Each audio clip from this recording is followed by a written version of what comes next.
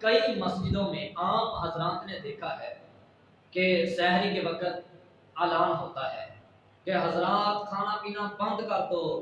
سحری کا وقت ختم ہو چکا ہے۔ وہ روزے دار، روزہ رکھنے والا، وہ سحری کرنے والا ہاتھ میں برتن پکڑ کر ایسے کھانا کھا رہا ہوتا ہے، اچانک مولوی صاحب حضرات کھانا پینا بند کر دو، تو یہ اس کے لیے بڑی خطرے کی گھنٹی بج جاتی ہے۔ میرے پیارے بھائی، نبی رحمت للعالمین، اس کائنات کے رحمت للعالمین جناب محمد صلی اللہ علیہ وآلہ وسلم کی تعلیمات پڑھ کر دیکھو کہ انہوں نے کیا فرمایا ہے، انہوں نے اپنی امت کے لیے، اس انسانیت کے لیے کیا تعلیمات دی ہیں۔ فرمایا کہ اگر تم میں سے کوئی سحری کا کھانا کھا رہا ہو، ہاتھ میں برتن پکڑ رکھا ہو، ادھر اذان ہو جائے تو اسے چاہیے کہ اپنا برتن نہ رکھے بلکہ اپنی حاجت کو پورا کر لے، کھانا کھا لے۔ تو لیکن یہ نہیں ہونا چاہیے کہ اذان بھی ہو گئی، اب دن بھی چڑھ گیا تو بڑے سکون کے ساتھ، بڑے چسکے لگاتے ہوئے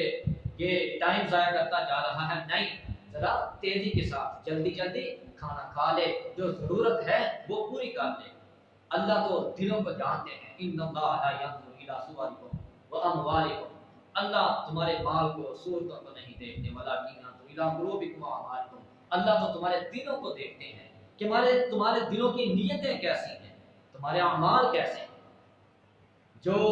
دل میں نیت ہے، اگر نیت میں کھوٹ ہے تو پھر تو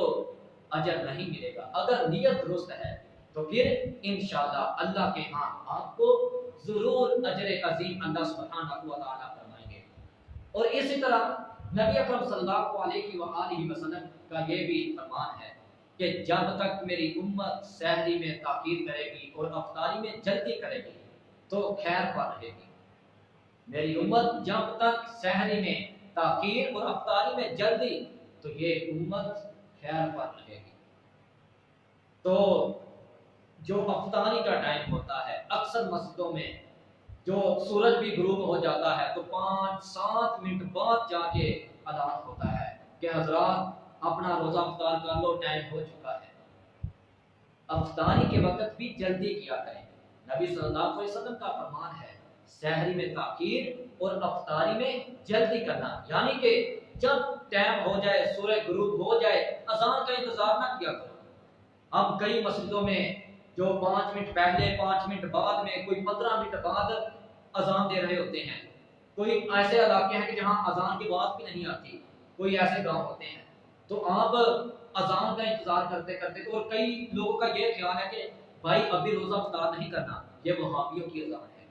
ابھی روزہ افطار نہیں کرنا، یہ بریلویوں کی اذان ہے، ابھی روزہ افطار نہیں کرنا، ابھی ہمارے محلے والی مسجد میں اذان نہیں ہوئی، یہ تو وہ فلاں محلے کی مسجد میں اذان ہو رہی ہے۔ نہیں، سورج غروب ہو جائے تو اذان ہو یا نہ ہو، تم اللہ کا شکر ادا کرتے ہوئے، بسم اللہ پڑھتے ہوئے روزہ افطار کر لیا کرو۔ اور اسی طرح جو فرض روزے ہیں، رمضان المبارک کے روزے، فرض روزے کی نیت ہر دن فجر سے پہلے کرنا ضروری ہے۔ اور نیت کے یہ بھی بات سمجھیں کہ یہ جو نیت دل کے ارادے کا نام ہے۔ ہمارے تو ادھر ایک بہت دعا مشہور ہو چکی ہے، ربی صوم الدین نویت من شہر رمضان، یہ دعا کے نیت کی دعا بڑی مشہور ہو چکی ہے، کیلنڈروں پر اکثر بڑی خوبصورت کر کے سب سے اوپر لکھی ہوتی ہے کہ سحری کرنے کی دعا، روزے کی نیت کی دعا۔ تو یہ دعا کسی صحیح حدیث سے ثابت نہیں ہے۔ اور یہ بھی یاد رکھیں کہ نیت دل کے ارادے کا نام ہوتا ہے، دل میں یہ خیال پیدا کرنا، یہ سوچنا کہ میں روزہ رکھ رہا ہوں، میں روزہ رکھنے لگا ہوں، میں نے صبح روزہ رکھنا ہے۔ وہ نیت چاہے رات کر لو، چاہے رات کے درمیان والے حصے میں کر لو، چاہے سحری سے پہلے کر لو، فجر سے پہلے آپ کو فرض روزے کی نیت کرنا ضروری ہے۔ اور نیت کرتے وقت یہ دل میں خیال ہو کہ میں روزہ رکھ رہا ہوں، میں یہ روزہ کیوں رکھ رہا ہوں کہ مجھے اللہ اجر عظیم عطا فرمائیں گے۔ اجر عظیم اللہ کو خوش کرنے کے لیے، اللہ کا قرب حاصل کرنے کے لیے، ایمان کی حالت میں اللہ سے اجر و ثواب لینے کے لیے خالص نیت کے ساتھ روزہ رکھو تو انشاءاللہ اللہ آپ کو اجر عظیم عطا فرمائیں گے۔ کہ جس طرح نبی صلی اللہ علیہ وسلم نے فرمایا من صام رمضان ایمان و احتسابا غفر له ما تقدم من ذنبه، کہ جس آدمی نے حالت ایمان میں، ایمان کی حالت میں اپنے رب العالمین سے اجر و ثواب کی نیت سے ماہ رمضان مبارک کا روزہ رکھا، اس ماہ رمضان المبارک کے روزے رکھے، اللہ نے اس آدمی کے سابقہ پچھلے تمام گناہوں کو معاف کر دیا۔ اور ہمارے اندر ایک مجھے یہاں بات یاد آ گئی کہ یہ بھی غلط فہمی ہے، اکثر لوگوں سے، لڑکوں سے میں نے یہ سنا ہے کہ وہ کہتے ہیں کہ لو بھائی جس نے نماز تراویح پڑھنی ہو اس کے لیے ضروری ہے کہ روزہ رکھے، جس نے روزہ رکھنا ہے اس کے لیے نماز تراویح پڑھنا ضروری ہے، یعنی کہ روزہ رکھنے کی نیت نماز تراویح ہے۔ اگر آپ نماز تراویح نہیں پڑھتے تو وہ روزہ نہ رکھے، جس نے روزہ رکھنا ہو اس کے لیے ضروری ہے کہ وہ نماز تراویح ضرور ادا کرے۔ میرے بھائی نماز تراویح قیام اللیل ایک علیحدہ عبادت ہے، روزہ اپنی جگہ، قیام اللیل نماز تراویح یہ عبادت اپنی جگہ، قیام اللیل نفلی عبادت ہے، روزہ فرض عبادت ہے۔ اور یہ روزہ رکھنے کے لیے شرط نہیں کہ ضرور قیام اللیل میں شرکت کرنا ہو، نہیں، قیام اللیل کی عظمت بڑی ہے، قیام اللیل کی اہمیت بڑی ہے، قیام اللیل کی فضیلت، قدر و منزلت، قیام اللیل کا اجر و ثواب بڑا ہے اگر آپ پڑھتے ہو، لیکن آپ پر فرض ضرور لازم نہیں ہے کہ آپ جو بھی ہو ضرور آپ کے لیے واجب ہے، فرض ہے، ضروری ہے، لازم ہے، یہ قیام اللیل نفلی عبادت ہے۔ تو اگر آپ اللہ کو خوش کرنے کے لیے قیام اللیل ادا کرتے ہیں تو